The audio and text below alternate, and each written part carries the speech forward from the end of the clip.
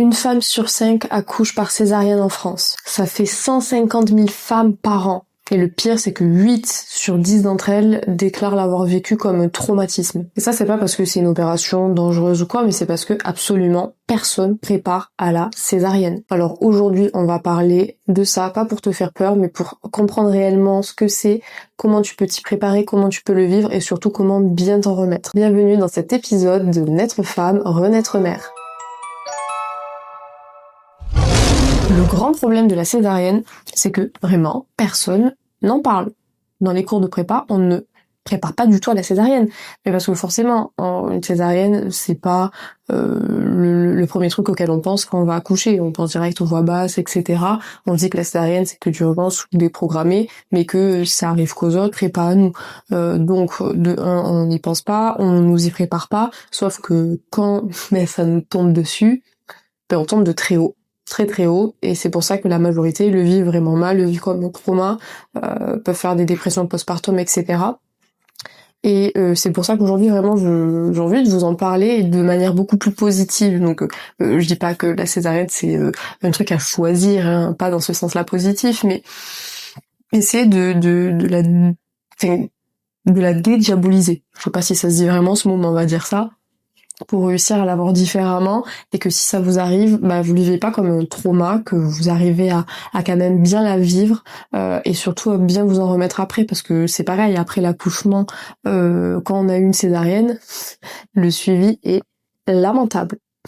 C'est que tu te fais opérer du genou, t'as un super suivi, tu dois rester à l'hôpital, t'as des aides, t'as une femme de ménage qui vient, enfin, il y a plein de trucs qui sont mis en place. T'accouches par césarienne, donc c'est une opération beaucoup plus grosse qu'une opération du genou par exemple, et t'as que dalle. T'as 5 jours à la maternité, t'as un rendez-vous postpartum comme tout le monde autour de 8 semaines, et voilà. Et voilà. Et après, t'as la rééducation du périnée et des abdos avec ta sage-femme ou une kiné, mais c'est tout. En fait, on te laisse totalement à l'abandon et on te dit pas surtout comment tu peux gérer la douleur, comment bien t'en remettre, parce que la majorité des femmes, enfin la majorité, je sais que beaucoup de femmes ont peur de l'après-césarienne, pas forcément la césarienne en elle-même, mais surtout de l'après. Et on n'est pas du tout accompagné sur ça. Je trouve ça vraiment dommage. Donc j'espère que cet épisode il va vraiment vous aider à, si vous avez une césarienne programmée et que vous le savez, ou si vous voulez juste être préparé à potentiellement une césarienne pour X raisons. De toute façon, moi j'ai toujours, et vaut mieux être préparé à toute éventualité que avoir là les cache-œils là, faire l'autruche et si on le vit, tomber de 10 000 étages. Vaut mieux être armé de tout pour, comme je dis tout le temps à mes clientes, bien vivre son accouchement, qu'importe le scénario. Déjà, pour parler chiffres, un petit peu, donc il y a une femme sur 5 qui vit une césarienne et 68% sont faites en urgence. Et souvent, quand ça arrive en urgence, c'est quand même très rapide. C'est quand c'est vraiment en code rouge. C'est qu'il y a la césarienne programmée, qu'il y a la césarienne en code orange, donc c'est en cours de route. On dit bon, ça serait pas mal de faire une césarienne. Vous avez encore le temps d'y réfléchir, et donc ça laisse le temps de digérer, se préparer. Et en code rouge, là c'est vite, on le dit et on y va.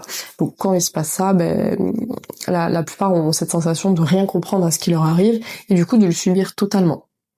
Et c'est ça qui crée la majorité des traumas.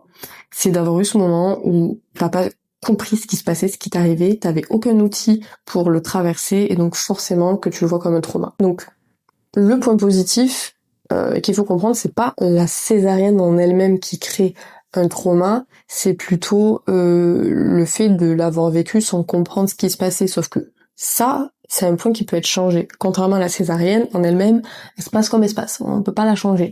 Mais par contre, arriver avec des outils mentaux préparés à ça permettra d'éviter ce trauma et de bien la vivre, et d'éviter une dépression postpartum, etc. ou d'avoir peur pour une prochaine grossesse, un prochain accouchement. Donc c'est ça qui est positif, c'est que vraiment ce point-là, on peut le changer. Et si tu veux la preuve qu'une césarienne peut être totalement bien vécue, j'ai plusieurs cas clients à te partager. Ça fera peut-être t'aider que je te partage le récit positif de la césarienne. Donc je vais te parler de trois accouchements par césarienne, dont 2 programmés et un en code orange. Pour la première, je sais qu'elle avait vachement peur de cette césarienne, c'est tout ce qu'elle voulait pas. À la base, elle avait un projet physio, donc on lui a dit voilà, il faut programmer la césarienne pour les raisons qu'il y avait. Elle a eu vraiment du mal à se projeter dans cette césarienne, à lâcher prise. Donc bon, on a fait un gros travail ensemble pour vraiment que je l'aide mentalement à lâcher et bien avoir cette césarienne. Et après tout le travail qu'on a fait, elle a pu vraiment se détendre, la positiver et arriver le jour J vraiment détendue. Et ça lui a permis de vraiment bien la vivre et de pas l'avoir comme un trauma et de bien s'en remettre après aussi. Parce que moi, dans mon accompagnement, je prépare pas uniquement aux voix basses. Hein.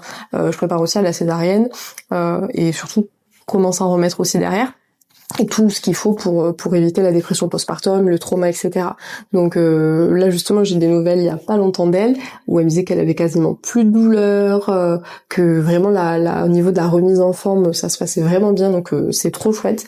Donc elle en est vraiment contente alors que de base ouais, elle partait de loin hein, parce qu'entre un projet physio et l'annonce d'une césarienne c'était un petit peu compliqué à digérer. Mais finalement elle a vraiment très très bien vécu, elle a réussi à descendre tout ce stress avant d'entrer au bloc. J'ai une petite playlist que je leur ai fait de musique et d'audio un peu méditatif, d'hypnose pour le jour J, et justement elle disait que pendant l'attente elle avait pu les écouter pour positiver, se détendre et arriver vraiment au bloc hyper positif pour accueillir son bébé. Donc ça s'est super bien passé pour elle. La deuxième qui avait une programmée, donc elle a beaucoup plus facilement déjà accepté le changement, donc ça a quand même été dur, mais voilà, déjà c'était plus facile pour elle d'accepter ce changement. Et pour le coup, elle a bien préparé comme je leur fais faire dans le projet naissance, ce que je te conseillerais de faire ce que je te conseillerais de faire aussi, c'est d'avoir une petite partie sur le en cas de césarienne. Donc vu que là c'était programmé, je leur avais dit de communiquer avec l'équipe médicale sur tous leurs besoins, leurs souhaits pour cette césarienne, pour essayer de la vivre au mieux. Et donc elle a pu faire part à l'équipe médicale de tout ce qu'elle voulait. Et franchement, elle est tombée sur une équipe pépite, qui ont pu faire tout ce qu'elle a demandé. Donc elle a pu vraiment vivre une expérience, bon, je redis ces mots, magique. Et quand elle parle de sa césarienne, elle nous dit j'ai eu une césarienne magique. Et je trouve ça hyper fort et tellement rare à entendre. On entend tout le temps que c'était horrible, que c'était un trauma, qu'elles n'ont pas envie d'en parler, des choses comme ça. Et là de pouvoir entendre que oui, quand on y est préparé, quand on sait à quoi s'attendre et comment adapter son environnement pour bien le vivre, ça peut être une expérience magique. C'est juste dingue. Donc j'étais tellement contente, elle qui avait mis tellement de peur par rapport à l'accouchement qu'elle ait pu le vivre comme ça. Et pour la petite anecdote, elle s'était mis une playlist de musique pour le bloc, et donc elle est née dès la première musique, parce que c'est très rapide de sortir le bébé, et donc elle chantait quand son bébé, ils attrapaient son bébé, et en fait elle avait toute l'équipe du bloc qui chantait avec elle, et c'était Hakuna Matata. Du coup j'ai trouvé ça trop sympa parce que ça permet aussi de voir que le corps médical, comme veut nous le montrer certaines personnes dans la périnatalité comme moi sur les réseaux, que c'est le mal qui vont nous pourrir notre accouchement, etc. Non, c'est bien de montrer qu'il y a des équipes formidables qui font tout pour respecter les choix de la personne et rendre ce moment magique comme elle a dit, parce que je pense que si ça avait été une équipe médicale différente qui était là, non, ou qui respectait pas ses choix, elle aurait vécu différemment. Donc oui, la préparation elle joue, mais l'équipe sur laquelle tu es aussi, c'est pour ça que c'est bien de pouvoir en parler avant. Alors quand c'est pas programmé, c'est comme ça, mais c'est pour ça que le préparer sur ton projet naissance avant, ça permet qu'ils sachent ce que tu veux si ça termine en césarienne. Pour celle qui en a eu en cours de route, donc elle, le début de l'accouchement se passe, le travail se met en route, etc. La base, tout va bien. Et puis petit à petit, ça commence à être moins terrible. Bébé, ça va pas trop au niveau de son rythme cardiaque. C'est pas terrible, donc bon, ils essaient de voir un petit peu comment ça avance, comment ça va. Bon, c'est toujours pas terrible, donc au bout d'un moment, ils sont allés la voir, ils lui ont dit, écoutez, là, soit on peut attendre encore, vous laisser 1 heure et voir si les choses se débloquent et que bébé sort, soit il va falloir faire une césarienne, mais du coup, elle sera faite en urgence. Donc, soit vous décidez qu'on parte maintenant tranquillement à votre rythme en césarienne. Et donc elle a pu prendre le temps de réfléchir et décider, et elle a décidé en toute conscience de partir en césarienne au lieu de se dire ok, peut-être je me donne une chance, mais peut-être ça finit en code rouge et ça sera beaucoup plus t'es dans la rapidité, beaucoup plus abrupt que là j'ai le temps de bien redire ce que je veux, de voir ce qui va se faire, de digérer l'info, etc. Donc le choix était vraiment fait en conscience et réfléchi, c'est ça qui est important. Et ce qu'elle me disait, c'est que elle a très très bien vécu, parce que moi je leur dis toujours une phrase, et ça retiens-la, parce que je pense que je suis pas peu fière de moi, mais je la trouve plutôt puissante, c'est que tu ne peux pas choisir la situation dans laquelle tu es, que tu vis, mais tu peux choisir comment tu la vis. Donc au lieu de se dire oh mon Dieu, et ben voilà, je pourrais pas avoir un voix basse, je vais avoir une césarienne potentiellement. Non, en fait, elle a vraiment avec tout le travail mental. Mais après, moi, je leur fais un travail mental de zinzin, pour que justement ils arrivent à avoir ce mental-là, ce moment-là, et se dire non, c'est ok, c'est mon bébé qui décide de sortir par une autre voie. C'est mieux comme ça. On peut le faire dans la douceur. Je suis préparée à cette césarienne, etc. Elle a pu dire ce qu'elle voulait. Ok, il y a bien la présence du papa, je joue ma musique, etc. Que ça se passe bien. Elle savait aussi du coup comment s'en remettre le plus rapidement possible en postpartum, et voilà, il n'y avait pas toute cette inquiétude d'un coup de oh, l'inconnu, on parle d'une césarienne, on va m'ouvrir, c'est l'inconnu. Non, elle savait déjà tout ce que ça signifiait, et tout ce qu'elle pouvait faire.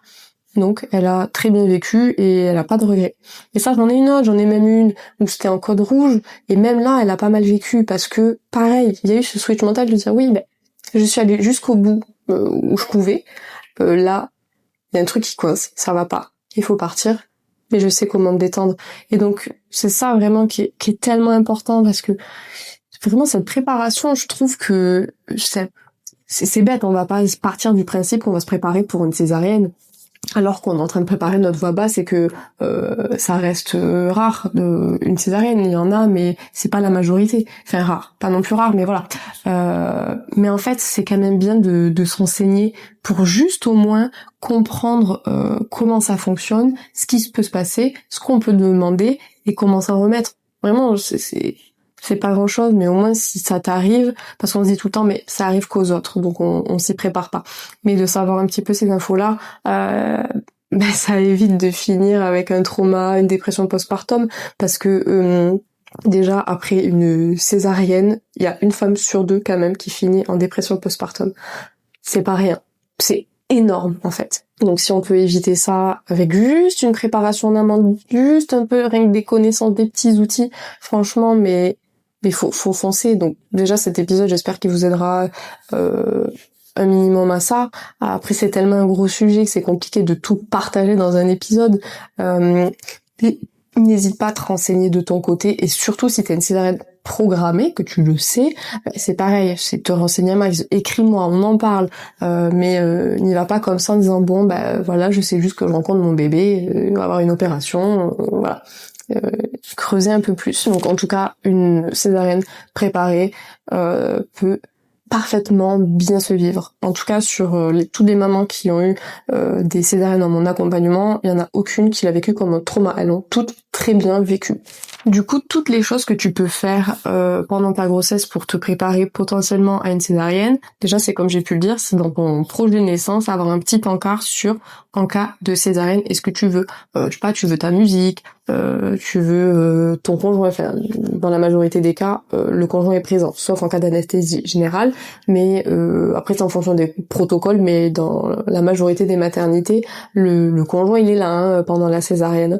Peut-être qu'il y en a encore où c'est pas possible, mais ça m'étonnerait. Après, je sais pas. Donc, je vous invite à demander à votre maternité, même si vous n'avez pas de césarienne prévue, quand vous faites les rendez-vous du dernier mois où vous présentez votre projet de naissance, pour l'encart césarienne, justement, de toute façon, ils sont censés tout lire avec vous, et c'est bien valider tout ce qui est écrit, pour savoir si ça c'est possible, ça ne l'est pas.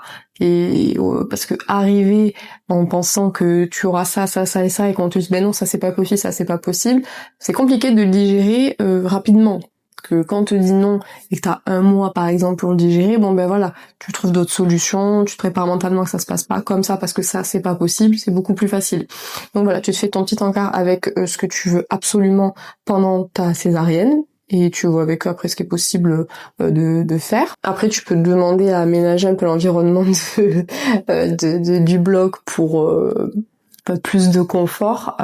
Tu peux demander, donc ça tu peux le mettre du coup dans ton projet, c'est baisser la luminosité, qu'ils aient que les lumières au-dessus de toi pour faire la césarienne, mais que les autres lumières soient éteintes. Donc ça, dépendant de la maternité, ça peut être accepté ou refusé, mais au moins tu le sais. Si c'est accepté, bah trop cool, tu le sais. Demande à acter ta musique. Même en code rouge, hein, ton partenaire il suit, il a la petite enceinte, il gère tout, il te met la musique pour que même si ça se passe comme ça dans l'urgence, t'arrives à rester dans une forme de contrôle pour celles qui aiment ça. Bien sûr, je vais souvent parler du contrôle parce que je suis une maniaque du contrôle, mais je sais que vous êtes beaucoup à être comme moi. Mais le fait de dire, ok, ça part en code rouge, mais j'ai toujours ma playlist, j'ai toujours ma musique qui me suit, et mon bébé naîtra sur la playlist dans laquelle j'avais décidé qu'il naîtrait, ben, c'est une forme de contrôle, mais du coup ça te permet de tenir bon aussi, de positiver le truc, tu vois. Donc ça, tu peux demander ça. Tu peux demander aussi à baisser le champ opératoire pour tu vois pas, mais au moins tu vois beaucoup plus rapidement. Enfin, quand ils sortent ton bébé du ventre, tu vois. C'est sympa. Alors ça, c'est pas possible partout non plus. C'est pour ça que il faut en parler. Et tu peux demander aussi à aider au travail. Et ça, je trouve ça merveilleux. Et c'est trop dommage que on n'en parle pas vraiment. C'est que quand ils vont pour chercher bébé le sortir, tu peux demander à les aider en poussant. En fait, et eux, ça les aide, le fait que tu pousses pour mieux attraper bébé.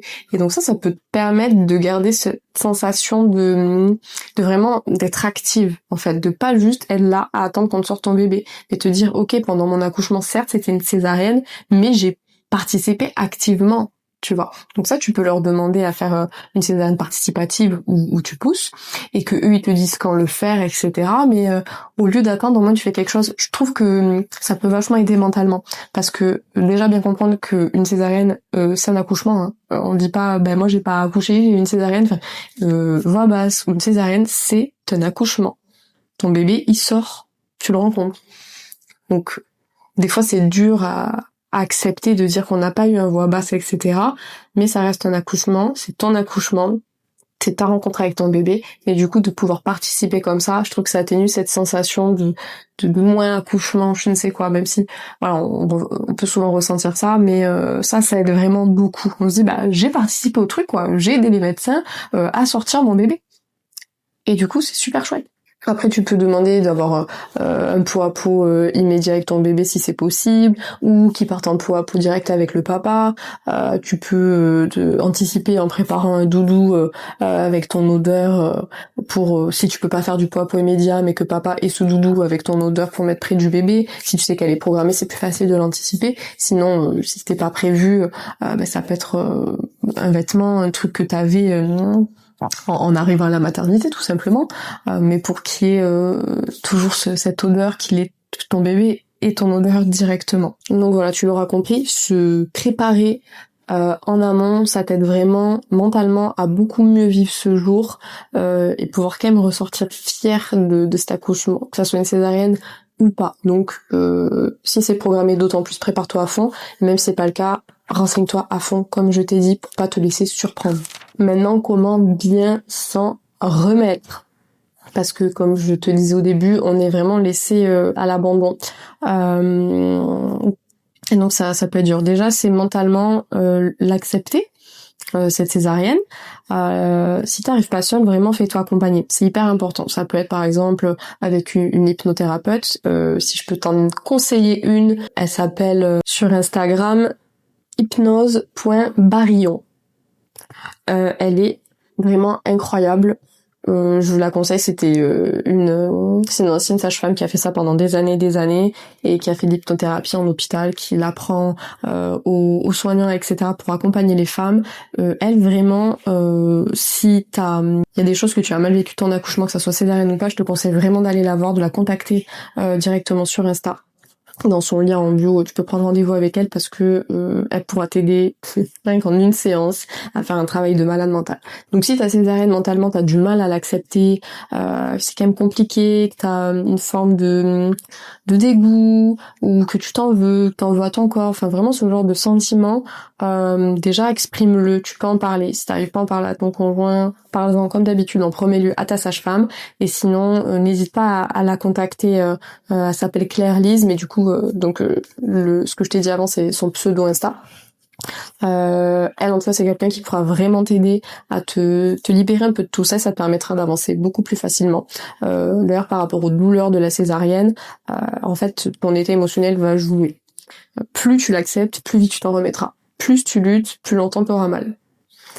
Donc c'est pour ça que le premier point pour bien se remettre de sa césarienne, c'est l'accepter mentalement et la positiver. Donc après l'opération, dans l'immédiat, quand t'es à la maternité, c'est accepter aussi que tu pourras pas faire beaucoup de choses pour t'occuper de ton bébé, mais bien qu'au début il n'ait que besoin de contact avec toi. Le reste, par exemple changer les couches, c'est papa qui s'en occupe ou maman, mais toi tu bouge pas tes fesses de ton lit. Enfin, tu bouges pas tes fesses, on en reparlera, mais tu restes au max dans ton lit à te reposer, tu portes pas de poids, rien du tout, le seul poids que tu portes c'est ton bébé, tu t'occupes si tu dois allaiter d'allaiter, il y a des positions plus adaptées, et voilà, mais papa s'occupe du reste pour que t'aies le moins besoin de faire que te lever, t'asseoir, etc. Parce qu'au début, c'est quand même douloureux quand tu te redresses, etc. Du coup, reste allongé, mais pas trop. Mon conseil, ça sera de marcher, de bouger le plus tôt possible après ton opération. Donc je te dis pas d'aller marcher de ouf, c'est rien qu'une fois par jour, 2 fois par jour plutôt. Au tout début, d'essayer de marcher rien que 1 minute, 2 minutes. Au début, tu le fais 2 fois par jour. En fait, plus, mais sur des tout petits temps. D'essayer d'aller marcher, te déplacer, parce que plus vite t'arriveras à marcher, plus vite t'auras moins mal. Et ton transit aussi pourra se remettre en place. Ça aide la marche au transit, et le transit après une opération, voilà. À ce niveau-là, tout a été découpé, donc forcément. Donc essaie de le faire régulièrement dans la journée, mais sur vraiment des petits temps. Moi, le petit tip que je peux te donner, c'est d'utiliser les fauteuils roulants en déambulateur. Au début, tu peux un peu t'appuyer, hop, puis après tu pourras petit à petit te redresser de plus en plus, parce que tu t'es un peu penché. Et après, tu l'utiliseras plus. Mais pour les débuts, voilà, ça te permet de t'aider, ça fait moins mal, donc vu qu'il n'y a pas de déambulateur au côté maternité, voilà, tu prends le fauteuil roulant, tu l'utilises comme ça, et ça t'aidera déjà vraiment pas mal. Ce qui va être important aussi, c'est de pas solliciter tes abdos. J'ai plus le nom, il y a les transverses, les machins, les bidules, je crois que c'est transverse. Mais en gros, tu fais pas le mouvement abdos à chaque fois, parce que sinon ça va te faire sacrément mal. Ça, à chaque fois, quand tu te relèves, c'est de rouler sur le côté et de te relever, toujours le faire sur le côté. Ce qui peut t'aider aussi avec des liés à la maternité, t'as le dossier là qui se lève, c'est que au début t'es totalement allongé, et pour te relever, au lieu de te lever de toute cette hauteur, c'est remonter le dossier entièrement. Moi, ça t'assoit sans aucun effort, et après t'as juste à te faire une rotation pour sortir du lit. Et bien sûr, tu le mets au plus bas. Et après chez toi, c'est toujours penser à d'abord rouler sur le côté. Et normalement, on devrait tout le temps faire ça, hein, mais il y en a qui se lèvent directement droit, mais ça, tu le fais surtout pas.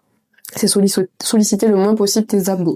Vraiment, tu utilises plutôt le bas de ton corps, vraiment rotation, etc. Et quand tu auras la rééducation du périnée, abdos, ça aidera aussi pas mal. Après, pareil, un conseil que je donnerais pour que t'aies une césarienne, que te fasse mal pas mal, que t'aies une épisio, une déchirure, peu importe, c'est après l'accouchement de faire avec une sage-femme de la T-car thérapie. Vraiment, tu peux taper sur Doctolib T-car thérapie et ça te trouvera autour de toi qui le fait. C'est un petit instrument, une petite sonde, donc c'est complètement indolore, qui passe sur la cicatrice. Et ça va permettre de rendre la peau plus rapidement élastique, de péter les adhérences, et du coup de plus vite que ta cicatrice elle se remette, et du coup plus vite t'as moins mal, et plus mal. Et pareil, du coup, ça va être aussi important chez toi que tu penses à te masser la cicatrice pour péter ces adhérences. Voilà, ça tu peux demander à la maternité s'ils peuvent te montrer, ou sinon à ton rendez-vous avec ta sage-femme direct, même si c'est le premier rendez-vous, c'est pour la pesée de bébé, tu peux quand même demander qu'elle te montre les petits massages que tu peux faire, parce que les adhérences, bon bah faut pas les laisser quoi. Elles vont te faire mal, ça va te gêner, à chaque fois que tu vas faire un mouvement, ça va tirer, ça va faire mal. Voilà, donc essaie de te mobiliser, de te reposer à fond, mais de marcher un petit peu, de masser tes cartes thérapies, déjà ça t'aidera pas mal à mieux te remettre, et vraiment t'appuyer sur ton partenaire, qui prenne un max de relais dans ce postpartum, plus que si c'était un voix basse. Vraiment le premier mois, tu ne fous rien, tu ne portes rien, tu ne fais pas de ménage, rien du tout, tu commes dans ton lit, tu marches un peu, tu marches dans ton lit. Tu te couches dans ton lit, tu marches, tu te couches, etc. Mais tu fais rien d'autre, c'est lui qui gère tout et c'est comme ça. Donc voilà, retiens bien que se préparer une césarienne pendant sa grossesse, c'est pas du tout être pessimiste, mais c'est être intelligente, je dirais. Éviter si ça t'arrive mal le vivre, éviter une dépression postpartum, etc. Je me répète beaucoup, mais c'est vraiment hyper important de bien le comprendre. Donc ne fais pas non plus l'autruche en mode oh mon dieu, la césarienne, franchement elle peut vraiment être très bien vécue. T'as la preuve avec les clientes que je t'ai citées, elles l'ont parfaitement bien vécu. Donc ça voilà, après c'est tout un travail fait en profondeur. C'est sûr que t'arriveras à le faire bien mieux et bien plus vite en te faisant accompagner. Ça peut être avec moi, ça peut être avec quelqu'un d'autre, peu importe. Enfin, quelqu'un d'autre, je vois beaucoup de personnes qui accompagnent sur le post-césarienne que de personnes qui accompagnent avant. Donc moi je connais pas d'autres accompagnantes que moi qui le fait. Donc si tu veux le faire avec moi, rejoins le cercle de naissance et tu seras préparé à tout, voix basse, déclenchement, péri, césarienne, postpartum, tout. Donc si ça t'intéresse d'ailleurs, tu peux regarder le lien là en description si tu veux rejoindre le cercle, qu'on en parle, etc. Mais sinon, si t'as pas envie, tu fais ce que tu veux, mais en tout cas renseigne-toi quoi qu'il arrive pour en savoir un max. Déjà, cet épisode, il devrait t'aider en bonne partie, mais il y a tellement de choses à dire, je vais pas parler ici pendant 3 heures non plus, mais je t'ai donné vraiment déjà des pistes, des éléments qui pourront vraiment beaucoup t'aider. Comme d'hab, si cet épisode t'a plu, que tu as appris des choses, surtout là si tu as appris des choses, n'hésite pas à le dire en commentaire. Moi ça m'aide énormément aussi à faire connaître le podcast à d'autres futures mamans pour que ça en aide un max. De toute façon mon but ici c'est d'aider un maximum de femmes, de futures mamans, donc vraiment n'hésite pas. Et sinon on se retrouve la semaine prochaine pour un nouvel épisode du podcast Naître femme, renaître mère. Bisous les lionnes.